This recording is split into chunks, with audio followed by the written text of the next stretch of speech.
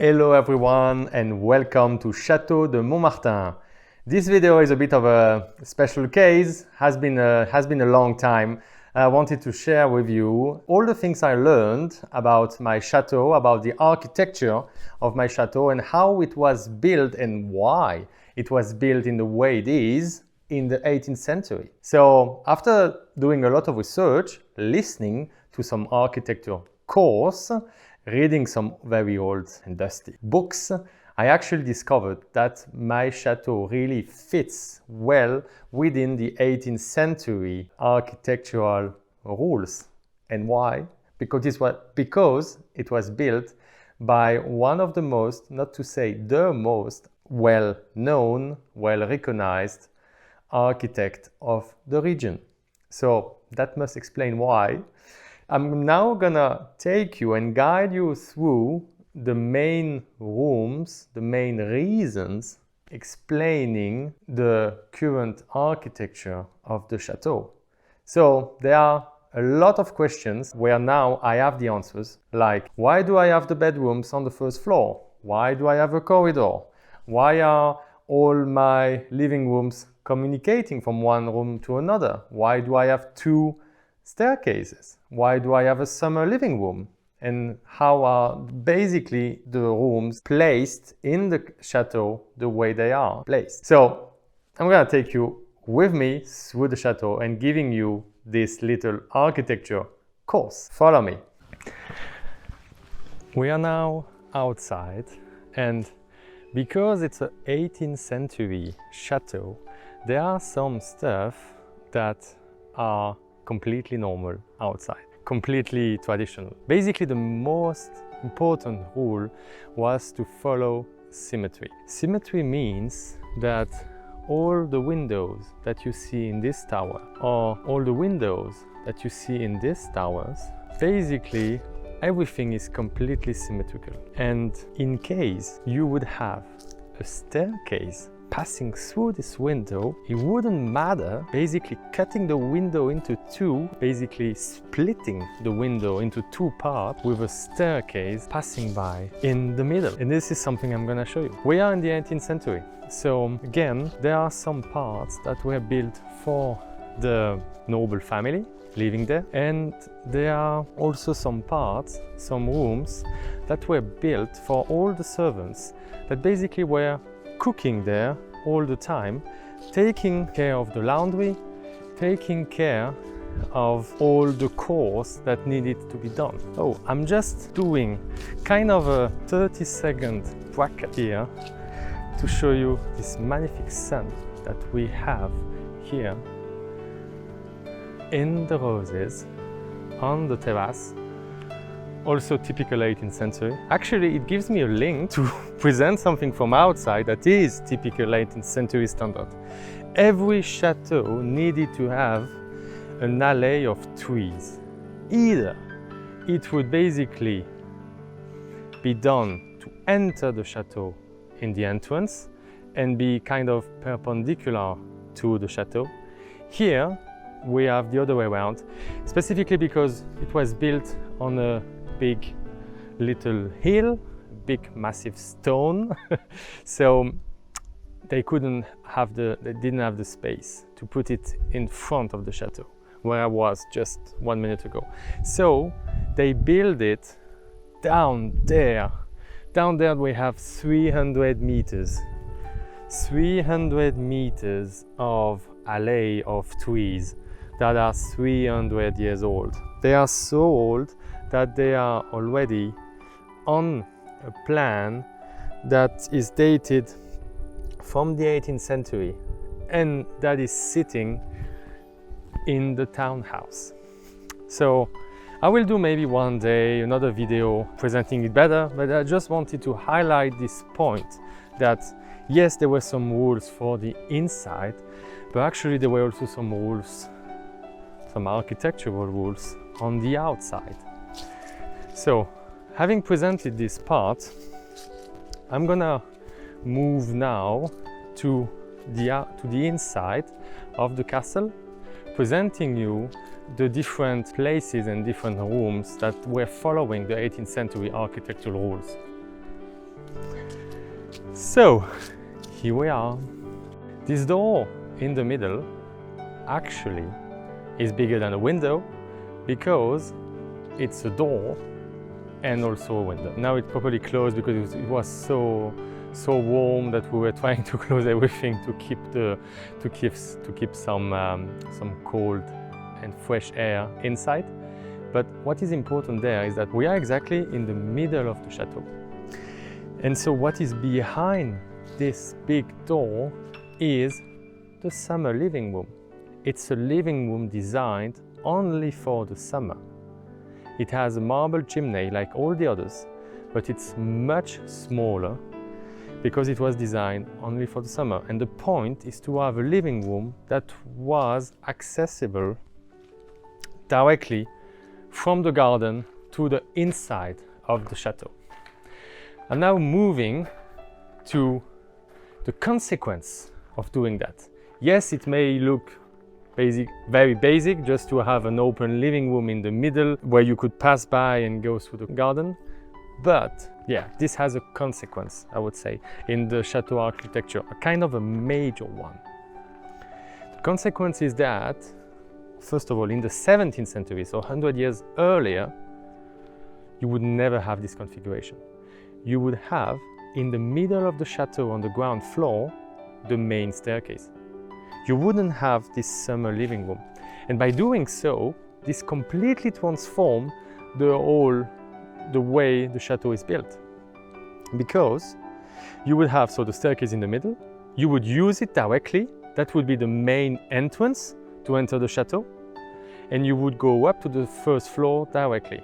And so that means that all the reception rooms, as a consequence, would be sitting on the first floor.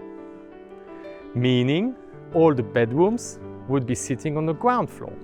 And here, because we are in 18th century and because it was one of the most famous architects of the region, it is the other way around. Basically, architectural rules have completely changed.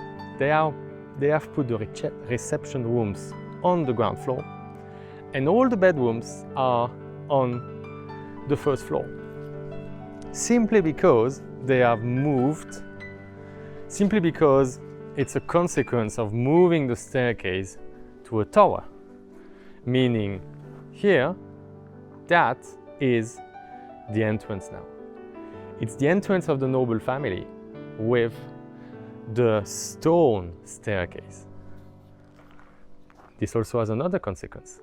Because, as I've said, 18th century is pretty much into everything should be symmetrical. What I have in the other tower is also a staircase, but in wood, made for the servants. So here, because I'm the owner of the chateau, I'm using the entrance of the noble family. Here I am. These are all the rooms that you've already seen in my home tour video, doesn't matter, just passing by. And as you can see, and I'm doing that on purpose, it's super easy for me just to walk along these 50 meters, 50 corridor, going from one side of the chateau to the other. And this is again something super new. Because if the chateau was 100 years older, couldn't do that. I would have to go from one living room. Here you can say hello to my new motorbike, by the way. It has nothing to do with the chateau, but I'm keeping it in the BR at the moment. Anyway, another story. I'm a huge fan of watches and motorbikes and cars.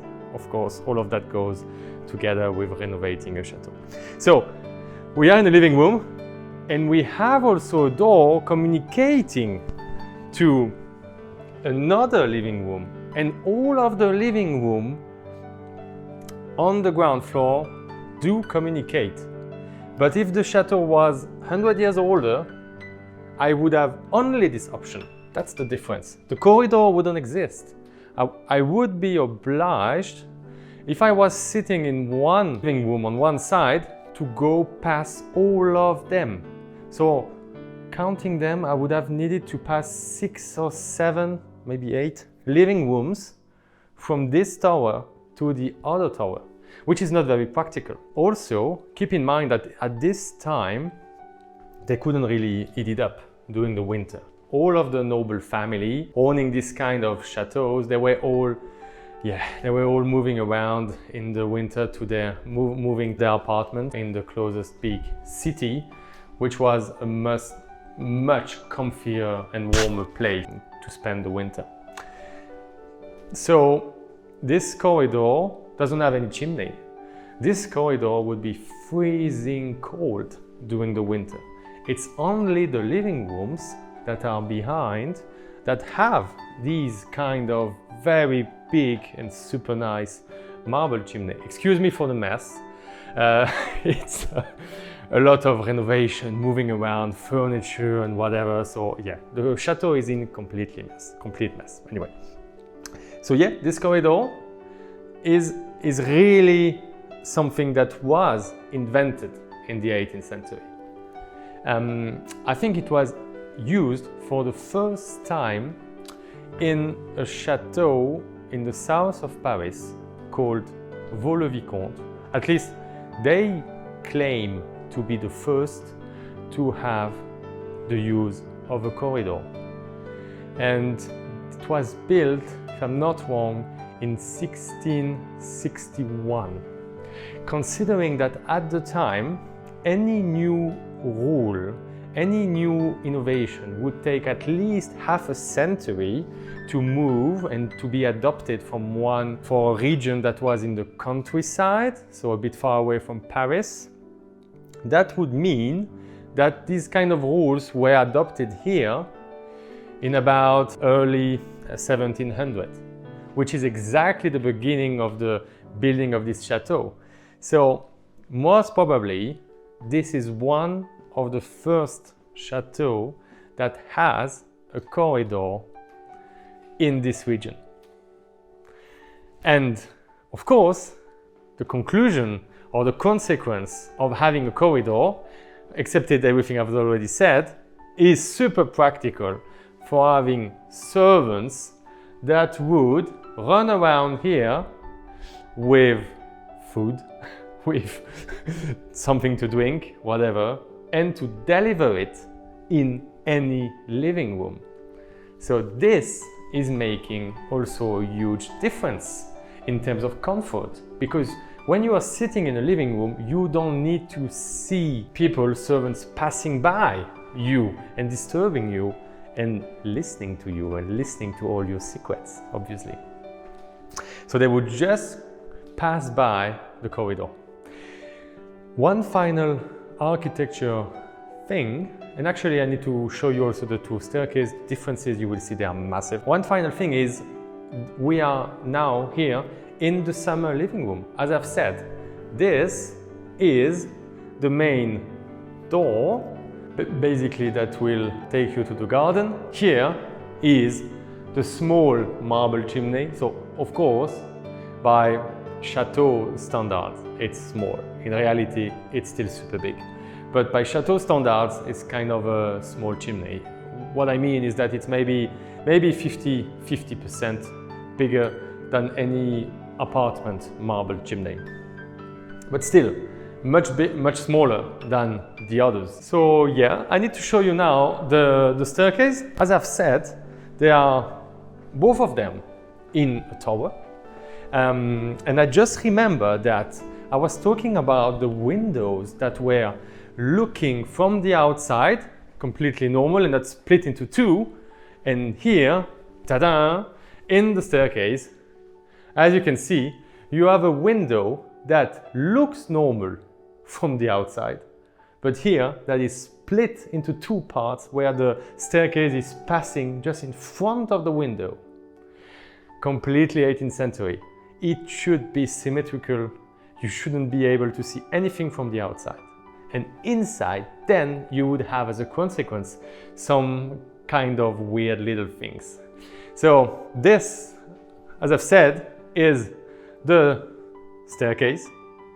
This is the stone staircase, which has only one function. is to go to the first floor, to be used by the people that would sleep in the chateau, in the bedrooms that are in the first floor. So, as I've said, because the reception rooms are on the ground floor, you don't need to use it. So basically, it's only made for the family.